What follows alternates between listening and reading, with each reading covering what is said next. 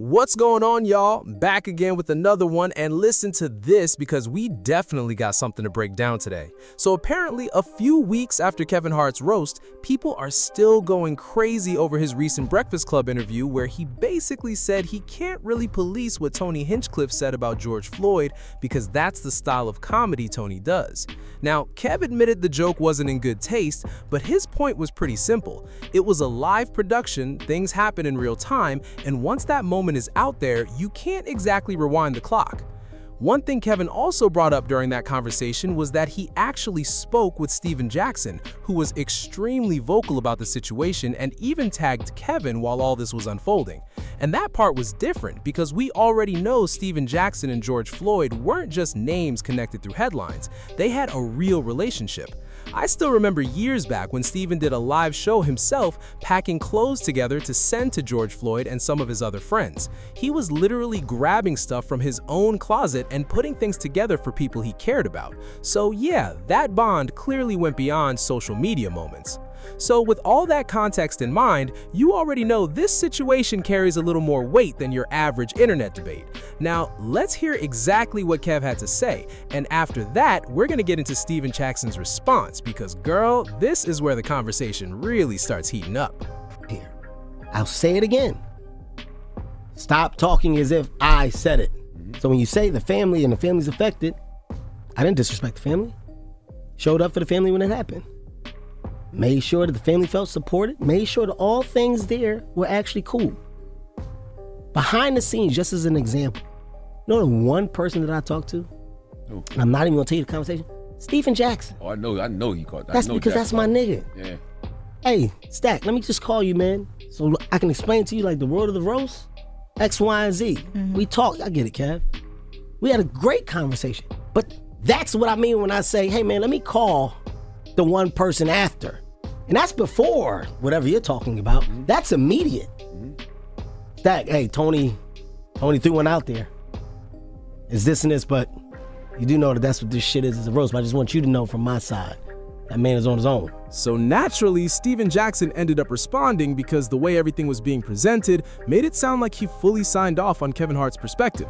From Steven's side, though, he wanted to make sure people didn't twist the conversation or run with a narrative that wasn't completely accurate.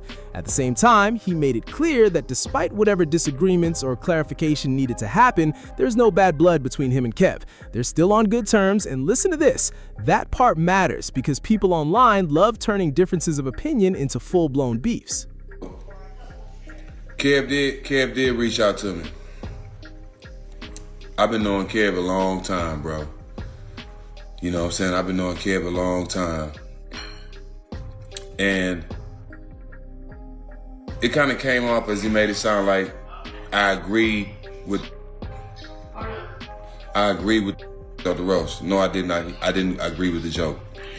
When he called me, he was basically calling me out of respect as friends.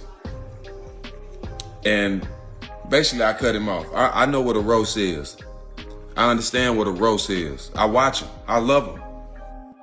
I watch him. I love comedy. I love Kevin. I'm a fan of Kevin. That's my homeboy. I've been knowing him a long time. But the only thing I wanted to express to Kev was it's a lot of people like me that's under the old law that I would never laugh at no joke about dead people. Anytime somebody demeans the dead, it turns my stomach because it's the lowest thing you can do. When they made the jokes about his family, it wasn't funny to me either because it shows that you're not as talented as you are when you got to pick on people that can't defend themselves, right? So for me, I just let him know that he just had to understand that ain't everybody's flavor. Everybody don't laugh at that because some of us still have morals. I still say yes, ma'am, no, ma'am. I still open doors for people. You know what I'm saying? I still respect my elders. So joking on anybody, Charlie Kirk, anybody. And Charlie Kirk talked about George Floyd. But I would never laugh at somebody talking about somebody that got killed or somebody that's not here, bro. So demeaning the dead at any point, at any time is never funny to me, regardless who it is. You know what I'm saying? And I had to let him know that. Am I mad at him? No, I ain't mad at him. He didn't say it. I sent a DM to who said it, directed dead at him. Kevin didn't say it. I understand business. I understand what he had going on.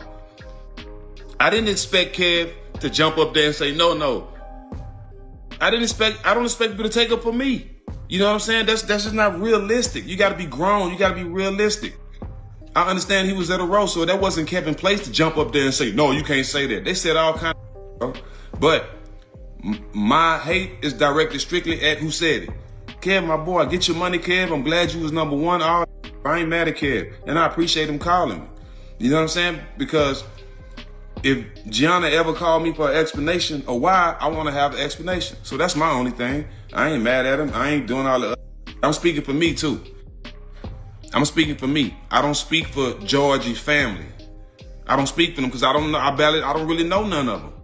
You know what I'm saying? I met some of them during this time, but I really don't know none of them. The only person I know that's kin to him is Wu and his sisters. And y'all don't know his sisters. And y'all, you know what I'm saying? They really out there. They really in the streets. And I love them to death. That's the ones I know. So, you know what I'm saying? Nah, it's just, I don't for clout. I ain't get out there and jump and say Kevin Hart name. I ain't do all that, bro. You know what I'm saying? I directed straight at the nigga who said the joke, point blank. And if they joke on somebody, my worst enemy, if I see somebody, which I don't have no enemies, but if I had an enemy and somebody joked on somebody dead in his family, I wouldn't co-sign that. Because I'm too solid. I don't understand that, bro. I don't understand it. Why you gotta pick on somebody that's not here to demean them? You know what I'm saying? So like, we got a great understanding, man. That's my boy. I ain't mad at him. Like I said, I'm speaking for me. I can't speak for nobody else.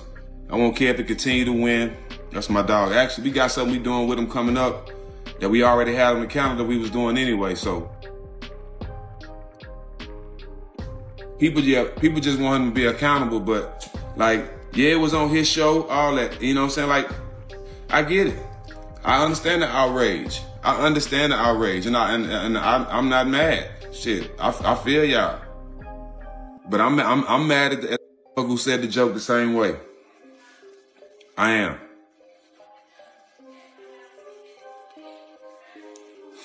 But I'll never be mad at Kev. I get it. We got to understand, and that's my boy. You know what I'm saying? We able to talk. See, this is a thing, too.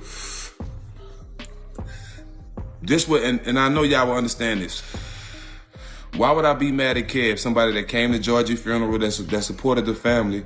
Why would I be mad at him when there's people who out here right now saying stuff about George Floyd every day? You should die. You and him should die. His daughter should die. Like, it's people out here that's really saying it, that really feel that way. Why would I turn that negative energy to my brother? Like I said, he didn't say it, so nah. And that's what they want. That's what they want. They want to knock a black man off the throne, bro. Nah, I'm cool, Kev. I appreciate the call. You didn't say the joke. You know what I'm saying? It was very distasteful, and I directed my problems dead at the guy. Yeah, man, so you heard it right there. Steven Jackson confirmed he spoke with Kevin Hart directly. And listen to this. Kevin has been catching serious heat over this situation. I saw Eaton Thomas call him out publicly. I saw a whole lot of people reacting to that Breakfast Club response too. That full interview clip sparked a ton of backlash. You gotta go watch some of those reactions online because people are not holding back. Folks are even comparing Kevin to Samuel L. Jackson's character from Django, saying he's protecting Tony Hinchcliffe and all kinds of stuff. And I ended up doing a little homework on Tony too because honestly, I didn't know a whole lot about him before this. From what I've seen so far though, it looks like racial humor is a big part of what he does, and that's where a lot of this criticism comes from. A lot of people are looking at him like, hold up, if you lean right politically, then maybe these jokes aren't just jokes. People think he's hiding real opinions behind comedy, dressing controversial beliefs up as punchlines, and that's how some viewers are taking it. But again, if Kevin brought him into that environment, then they knew exactly what kind of reactions could come with that decision. At this point, what happened, happened. They knew what they were signing up for, and they definitely knew the possible backlash that could come from putting him in that spotlight. Now, some people still say, relax, it's comedy. I remember there was another comedian, a black comedian actually, who got dragged for similar stuff. He had jokes that rubbed people the wrong way because folks felt like he was defending white people while taking shots at black people during his set, or something along those lines. That was years ago, and I even made a video about it on this channel if I remember correctly, and people were furious back then too. I honestly can't remember the dude's name now. He wasn't nearly as big as these guys, but his style of content definitely lived in that same controversial lane. And people You gotta understand, if you're gonna tell those kinds of jokes, you better know how to land them. You gotta be able to do it intelligently. That's why somebody like Dave Chappelle can touch racial topics and connect them to politics, because there's structure behind what he's doing. A lot of people, I don't know, man. I really don't know how I fully feel about Tony Hinchcliffe yet. I probably need to do more homework before I go too hard either way. But let me say this instead. Let me say this. I completely understand why people feel the way they feel about him. Just based on the clips I've watched, his style feels like he keeps pushing and pushing and pushing until it almost becomes uncomfortable. And hold up, it comes across a little strange to me personally. I wouldn't enjoy that type of show. Let me just be honest about that part. That's not the kind of comedy event I'd personally be looking to spend money on. And again, Kevin had to know the possibilities that came with putting somebody like that in a roast setting, especially when he was one of the featured people doing the roasting in the first place, in my opinion. But y'all let me know what you think down below in the comments. Don't forget to like, share, and subscribe. Till next time, peace.